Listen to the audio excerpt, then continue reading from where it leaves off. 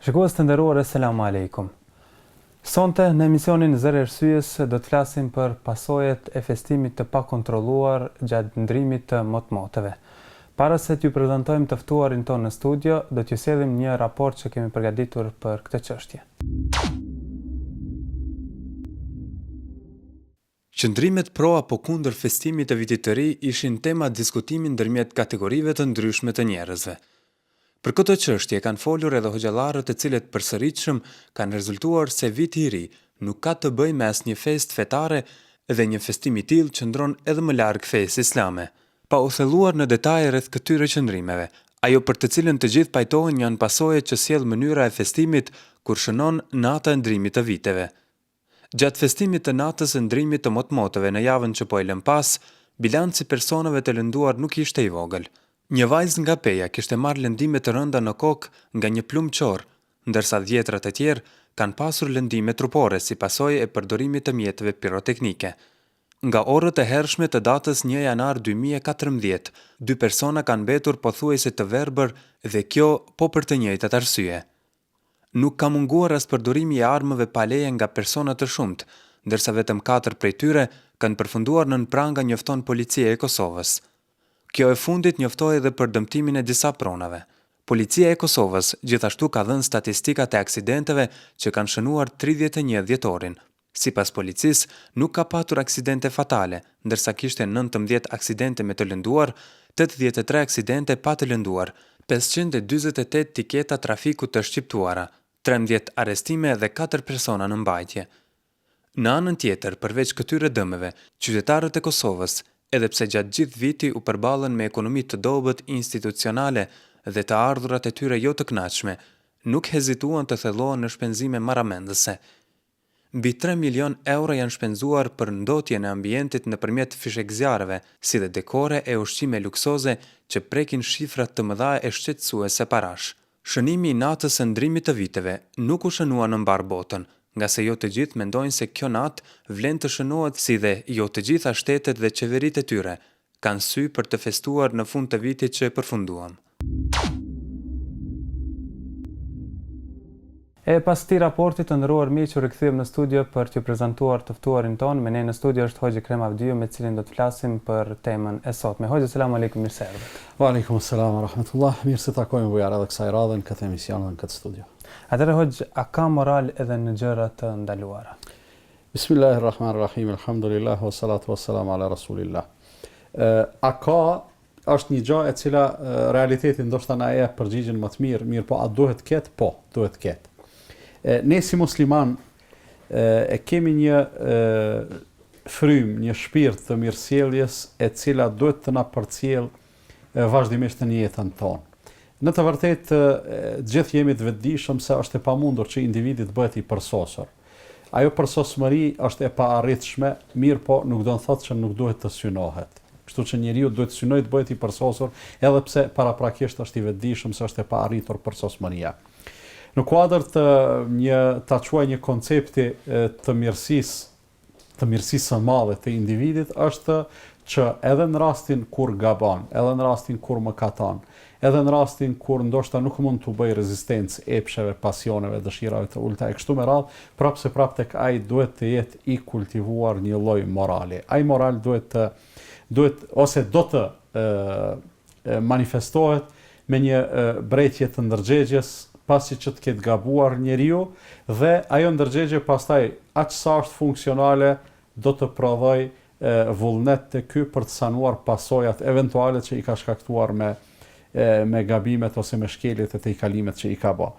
Dua të them se duhet të ekzistojë një moral të cilin ndoshta do ta quanim një dozë e zbehtë e turpit edhe nëse njeriu gabon. Pra, e vrem tek njerëzit nga njëherë që mëkatojnë haptas dhe me një lloj mburrje. Kjo gjithsesi e bën mëkatin e tyre dhe gabimin e tyre më të rënd. Për arsye se edhe arsyetimi ose justifikimi i tyre është thotë kur e din Zoti le ta dinë edhe njerëzit, megjithatë kjo e rëndon gjendjen e atij personi, për arsye se Zoti i di edhe të fshehtat tona mirë, po Zoti është shumë i mëshirshëm. Por në momentin që ne thrasim dëshmitar kundër vetvetes, për veprat që i bëjmë, për shkeljet që i bëjmë, atëherë detyrimisht i ja vështirësojmë vetës mundësinë, i arëndojmë mundësinë për të përfituar nga rrethanat lehtësuese. Dhe kjo është një logjikë e cila dominon në mbar botën. Edhe në raport me krijuesin ton, edhe kur bëjmë mëkate të çfarëdo natyre qofshin ato, duhet spaku që atë ndjenjen e turpit dhe të keqardhjes mos ta mënjanojmë, mos ta flakim në tërësi nga përditshmëria jonë. Kështu që edhe me rastin e mëkatimit është mirë që sadopak të ruhemi nga sytë e njerëzve dhe sadopak të përpiqemi që ti minimizojmë pasojat, për arsye se çdo mëkat, çdo tejkalim ka pasojat e veta, të cilat eventualisht edhe po i vrejmë në përditshmërinë tonë. Hoxh, si vlerësoni ju mënyrën e sjelljes së njerëzve gjatë festave? Po festat në përgjithësi, unë mendoj se në shumë raste keq kuptohen, keq interpretohen, besa nuk gaboj nëse them edhe keq përdoren. Nëse i marrim fillimisht festat fetare, festat tona fetare, për shembull Bajramet, e vrejmë se disa njerëz, disa qarqe i keq përdorin ato festa. Për çfarë arsye? Për arsye se organizojnë mbrëmje festive në një mënyrë e cila absolutisht në aspektin fetar është e papranueshme, dhe ajo kategoria e shënjestruar prej këtyre organizimeve gjithsesi janë kategoria ose pjesa më vitale e shoqërisë, që janë rinia, dhe aty me rastin e atyre organizimeve festive konsumohet alkooli, ndoshta edhe lëndët narkotike, bëhen shfrenime të ndryshme e kështu me radhë. E gjithë kjo do të ishte, nuk dua ta justifikoj në asnjë mënyrë se në asnjë rast kjo nuk është në rregull. Mirë, po do të ishte më e lehtë sikur të mos i mveshej ose mos ngjyrosej me ngjyrim fetar. Kush po i ngjyros kështu hoxh? Përfituesit. Unë mendoj se ndoshta nuk do të shkoja as larg sa të thoja se prapa asaj qëndron ndonjë tendencë e kësaj ose asaj natyre, thjesht njerëzit këto e bëjnë për përfitime materiale. Mirë, po mendoj se është shumë e pandershme që dikush të shfrytëzoj një situatë, një gjendje, një fest, e aq më pak fetare, për të përfituar materialisht në mënyrë të pandershme, në një mënyrë e cila vjen ndesh me parimet fetare. Po, ndalim këtu, a është faja edhe te ata që i përgjigjen këtyre ftesave? Po, sigurisht që po, është faja edhe tek ata, mirë, po në përgjithësi neve jemi dëshmitar që masat edhe nuk janë sa duhet të vetëdijshme, ndërsa rinia në veçanti mendoj se ajo vegza ku kapet rinia është mu pasionet e tyre, dëshirat e tyre, andjet e tyre dhe keqpërdorimi i kësaj sjell pasojat të cilat i shohim për shembull nga konzumimi i alkoolit, nga konzumimi i drogës, nga shfrenimet e ndryshme, qofshin ato edhe morale, seksuale të ngjashme, e që pastaj sjellin pasoja shumë të rënda për shoqërinë. Dua të them se rinia, edhe pse është pjesa më vitale e shoqërisë, megjithatë edhe ajo i ka pikat e dobta. Dhe ne si pjesë tjetër e shoqërisë do të duhej që rinin ton ta imunizojmë edhe të përpiqemi që ato pikat dobta të shndrojmë në përparësi, e jo t'ja lojmë hapësirën dikujt që t'i kesh përdor ato. Hoxh, posaçërisht këto festa që quhen festat e fund vitit, po dalin prej rendit normal të festuarit? Kush jeton në vendin ton e ka të qartë përgjigjen në këtë pyetje. Për arsye se nuk kam takuar njeri, pavarësisht qëndrime dhe parimeve të tija, a duhet festohet vit i ri apo nuk duhet festohet vit i ri. Pastaj, a janë këto vetëm festat e vitit të ri, apo ka edhe që janë përzier edhe disa festa fetare, sikurse janë kërshëndellat, qofshin ato katolike ose ortodokse. Do të thotë pavarësisht qëndrimeve të ndryshme që kanë njerëzit në këto pika, mendoj se ekziston një konsenzus mbar qytetar, i cili vërtet jep të kuptojmë se çka është tepër është. Do të thotë është tepruar në shumë aspekte të festimit, të ashtu quajturit festim, dhe është tepruar posaçërisht në disa gjëra të cilat realisht nuk është patjetër me u identifikuar si mënyrë e festimit. Për shembull, shkaktimi i zhurmave të ndryshme nëpërmjet përdorimit dhe ndezjes së mjeteve piroteknike, mendoj se është bërë një shqetësim të mase i gjithë qytetarëve të vendit tonë, i të gjitha kategorive të njerëzve. Është bërë një dukuri shumë e rrezikshme dhe ndoshta në një të ardhme të afërt do të ishim shumë të lumtur sikur institucionet të të vendosnin që këtë punë ta kanalizonin. Dhe kanalizimi i saj mendoj se do të jepte një atmosferë më të mirë, një qetësi më të madhe dhe kështu me radhë. Nuk dua ose nuk mund të mos i përmend edhe rastet e ankesave shumë konkrete të trembjes së fëmijëve. Më tepër se një rast më ka ndodhur që njerëzit më ankohen se nga plasjet e mëdha, nga zhurmat e mëdha, fëmijët kanë marrë, ndoshta janë traumatizuar, tani ma friksohen prej çdo gjëje, edhe pa nevojë. Në vërtetë është një gjatë cilën ne të gjithë që kemi fëmijë në shtëpi e përjetojmë dhe e vrejmë se fëmijët me shumë vështirësi i përballojnë krizmat e mëdha. Jo vetëm fëmijët, edhe të mëdhenj. Mirë, po fëmijët e kanë shumë të vështirë që ti të i kalojnë pastaj edhe traumat e shkaktuara. Dhe dua të them se kjo po e humb më sensin e të ashtu quajturës fest, pavarësisht prap po them. Pavarësisht qëndrimit, a është fest e jona apo nuk është, a duhet ta festojmë apo nuk duhet ta festojmë, mirë po edhe ata që thonë se s'prish punë të festohet, pra, kemi një kategori të shoqërisë që thonë pse të mos festojmë, çfarë të keqe ka, mendoj se edhe ata janë të mendimet se disa sjellje, disa mënyra të organizimeve po e te i kalojnë çdo sens, çdo kuptim. Përmendet hoxh mjetet piroteknike, gjithashtu edhe armët janë në përdorim tashmë, si e komentoni këtë? Po kjo gjithsesi e ban situatën edhe më të rënduar dhe u jep më tepër arsye dhe argument atyre që janë kundër festimit që të flasin edhe të argumentojnë me këtë punë. Përdorimi i armëve të zjarrit tash unë do t'i ndaj pak për arsye se për shkak të rrezikut, të dyja të paraqesin rrezik shumë të madh, mirë po përdorimi i armëve të zjarrit paraqet rrezik shumë më të madh. Edhe paraqet të them shkaktim të rrezikut të përgjithshëm. Ndoshta është fatbardhësi sa pak raste ka të lëndime me armë zjarrit, duke pas parasysh sa shumë përdoren armët e zjarrit edhe në mënyrë sa të pakontrolluar. Dhe për këtë arsye ne duhet të ngrejmë zërin si shoqëri që edhe të apelojmë tek të gjitha kategoritë e shoqërisë që nuk ka nevojë për festa, as për gëzime e ahengje të ndryshme të përdoren armë të zjarrit. Për arsye se pavarësisht pse njeriu nganjëherë në gjendje të cilën ndoshta nuk gaboj nëse e quaj gjendje shfrenimi, gëzim i madh, në të cilin nuk ka mundësi ta përmbaj veten. Unë s'di si ta formuloj ndryshe përveç se gjendje shfrenimi, gjendje e euforisë së skajshme, edhe kap armën e zjarrit dhe gjuan me te, shkakton një lloj krizme. Mirë po rreziku cilin ai po e shkakton me këtë është shumë i madh. Paramendoje rrezikimin e jetës së një njeriu të vetëm nga e gjithë ajo eufori festive. Unë mendoj se nuk ja vlen. Jeta e njeriut është më e çmueshme, sikurse na mëson Islami, se sa ekzistenca e Çabes. Do thotë Çabeja si objekt ka më pak rëndësi, më pak vlerë se sa jeta e njeriut. Andaj këtë jetë njeriu neve e kemi obligim shenjtrin e kësaj jete ta ruajmë të gjithë së bashku. Ruajtja e saj, nëse ai njeriu është i rrezikuar dhe ka nevojë për shembull për xhak, ose ka nevojë për ndonjë donacion për të shëruar, ose kështu me radhë. Dhe po që se qaj njeri vdes, pse ne nuk i dham gjak, të gjithë jemi mëkatar. Po që se ai njeri vdes, për shkak se nuk u solidarizuam me te financiarisht dhe si pasoj e pamundësisë për të shëruar, vdiq, prap të gjithë jemi së bashku mëkatar.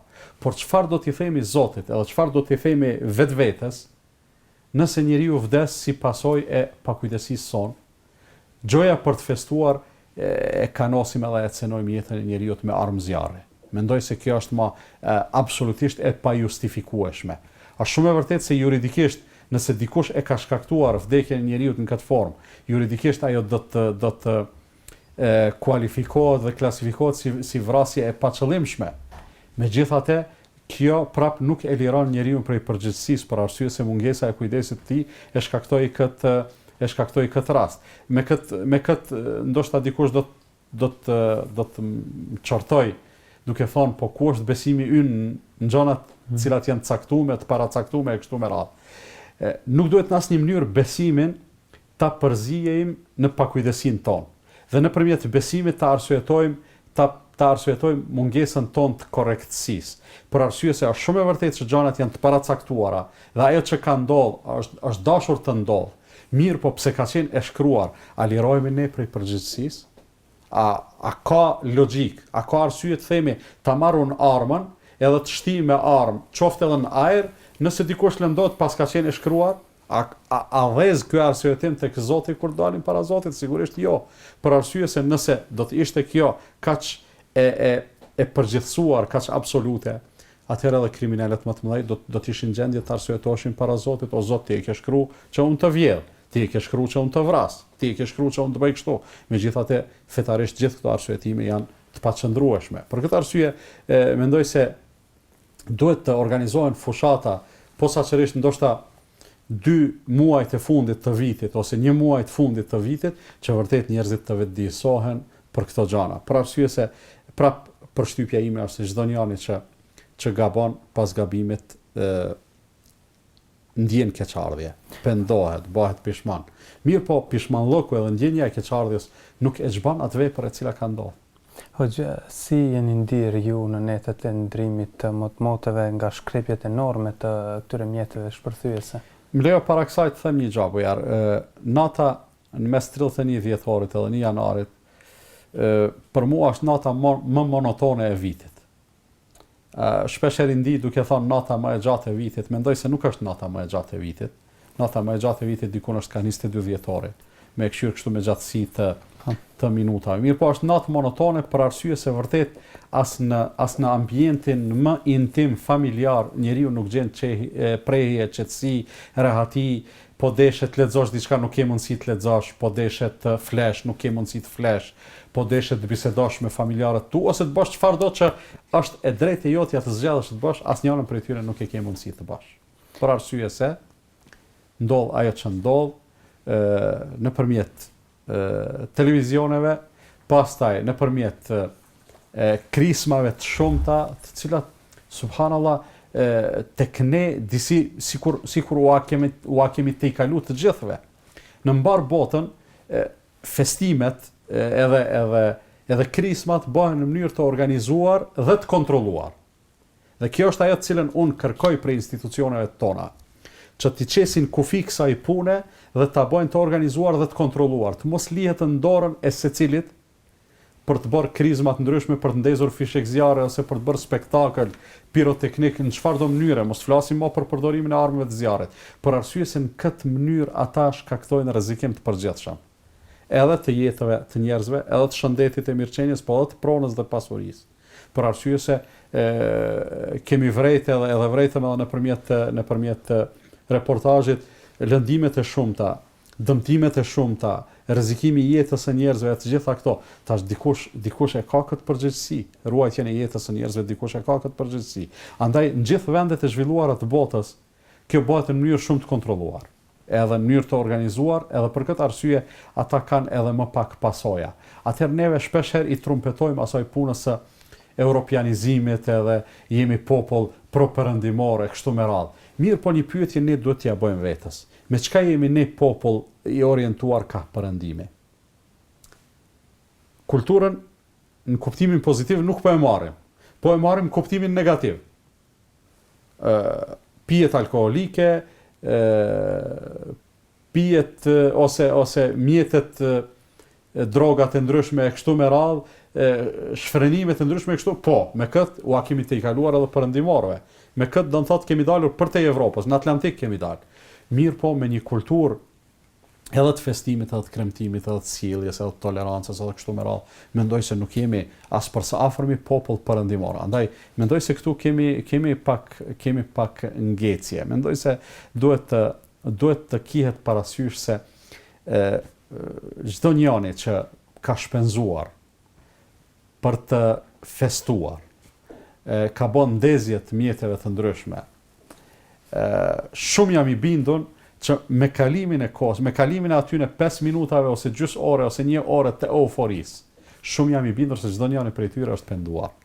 Ka ndjek keqardhje. Për çfarë arsye? Për arsye se janë shpenzuar mjete të shumta për hiç gjë. Janë shpenzuar mjete të shumta për efekte të dëmshme. Edhe zhurma dhe krizmat janë efekti damshëm, edhe ndotja e ambientit, gjithaj tym që u shkaktuar është efekti damshëm, edhe rrezikimi i jetës dhe pasurisë së njerëzve është efekti damshëm. Edhe tash, ku është e mira e gjithë kësaj, nuk ka. Po ta merrte një njeri, edhe dilte publikisht për të djegur monedhat letrës, edhe ta shohim ne kartmonedhat e prej 10, 20, 50 euro duke i djegur, çfarë do të gjykonin për te? Çdo njëri prej neve do të thonë se ky njeri është i çmendur. Nuk ka mundësi të jetë në vete edhe të bëjë kësi veprime. Mirë. Ku është dallimi mes këtij edhe kësaj pamjes tjetër, plot zhurmë, plot flak, plot ndriçim, plot kështu me radhë? Mirë, po njëkohësisht edhe rrezikim. Ky i pari nuk e rrezikon askënd, ky e rrezikon xhepin e vet.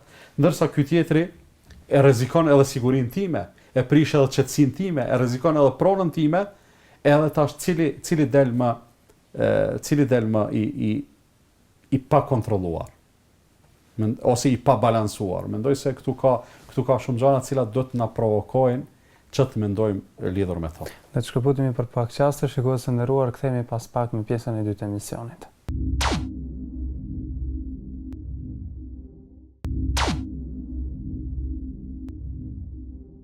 Të nderuar teleshikues, rikthehemi në pjesën e dytë të emisionit të sotëm Zëri Arsyes dhe po flasim për pasojat e festimit të pakontrolluar gjatë ndrimit të motmotëve. Hoxh, çfarë cilëzimi është që të ketë viktima gjatë festimit? Bujar e përmenda pak më herët vlerën kalimthi gjithsesi për arsye se është temë që meriton shumë të flitet. Vlera edhe çmimi i jetës së njeriu. Nuk ka gjë materiale në këtë botë e cila mundet me i dhënë çmim i jetës njerëzore. S'ka hiç. Nëse e merr shkruaj sa dush shifër me sa dush numra, përktheje në të holla, në ari, në argjend, nuk i ia vlen sa një jetë njeriu. Tash neve i kemi parë edhe e kemi përjetuar me shumë keqardhje. Viktimat e asaj çmendurie, ta quaj kësaj. Jeta e një vajze është në rrezik. Mjekët me shumë zhgënjim raportonin atë natë se sikur donin të thonin, dhe realisht unë e kuptoj atë gjendje, sikur donin të thonin nuk kemi çfarë të bëjmë për t'ia shpëtuar jetën asaj vajze e cila ka psuar nga pakujdesia e dikujt, nuk ka psuar pse ka pas vetë faj ose familja e saj. Dhe jam shumë i bindur, prapë këtu po e lidh besimin ton në gjonat e caktuara. Edhe familja e saj do të ndiheshin shumë më të qetë, shumë më të ngushëlluar, sikur ajo vajzë të ishte në gjendje të një sëmundje, çfarë do të qoftë ajo, mirë po jo e shkaktuar nga dora e njeriu. Mendoj se me më lehtësi do t'i mbështeteshin Zotit edhe vullnetit të tij për të pritur se çfarë do të bëjë Zoti. Unë lutem që ajo vajzë të shërohet edhe të mbijetojë. Mirë po, nuk e di si e ndin veten çdo njeri i cili ka shkrepur armë zjarri atë natë. Për arsye se çdo njeri mund të ketë qenë pa dashje gjithsesi, po çdo njeri mund të ketë qenë vrasës si asaj vajze. Është e rëndë, sikur unë të kisha shkrep atë natë, edhe t'ishte lëndu dikush, kisha me ndi vetën shumë keq, edhe kishme mbret ndërgjegja të jetën, ndoshta unë jam ai i cili e shkaktova atë dam, edhe po e shuj jetën e një njeriu. Ose rasti tjetër, dëmtimet edhe lëndimet e rënda, humbja e syve. Prapë edhe këte nuk ka pare në botë që mundet me i qitë çmim kësaj pune. Dhe gjithë këto gjithsesi shkaktojnë keqardhje tek çdo njeri prej neve. Edhe vallahi billahi, si raste nuk i shfrytëzojmë thjesht për të bërë propagandë mirë, po mendoj se edhe Zoti në një farë mënyrë po na i çon këto raste që ne të vetëdijsojmë edhe të këndellemi. Tash nëse një njeri lëndohet në vend të punës, duke e siguruar një mirëqenie për vete, për familjen e vet. Ai është një njeri për mua, një njeri shumë fisnik, edhe një vetmohues i madh i cili meriton lavdate dhe dekorat. Pse? Se është lënduar në vendin e punës. Tek ne në Mitrovic, në të kaluarën ndodhin më shpesh, tash elhamdulillah po ndodhin më rrallë, njerëzit u lëndonin në minjerën e Trepçës dhe ato lëndime në shumë të rasteve ishin fatale. Shembja e dheut shkaktonte shkaktonte humbje fatale, vdekje të njerëzve. Unë konsideroj se çaj njeri e ka punën te Allahu shumë mirë për arsye se ka vdek duke u mundu t'i siguroj familjes së vet, vetes dhe familjes një jetë dinjitoze. Edhe ky tjetri mund të jetë i pafajshëm që e ka godit plumbi çar gjatë festimit. Edhe nuk absolutisht nuk është i do të thotë i cenuar as para Zotit as para njerëzve. Por çfarë do t'i thot Zotit ai njeriu i cili e ka shkaktuar këtë dhembje edhe këtë vujtje edhe këtë humbje të jetës edhe kështu me radhë. Për këtë arsye mendoj se shumë duhet jemi të kujdesshëm në këtë drejtim, edhe gjithë ato damet të cilat janë shkaktuar posaçërisht në shëndetin dhe jetën e njerëzve, ato më janë të pariparueshme. Për arsye se edhe po u shërua një njeri, prap ne do të themi, po s'ka pas nevojë të lëndohet.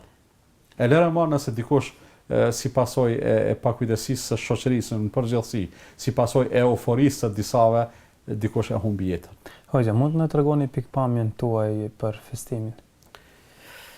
Pikpamja ime është pikpamja e Islamit.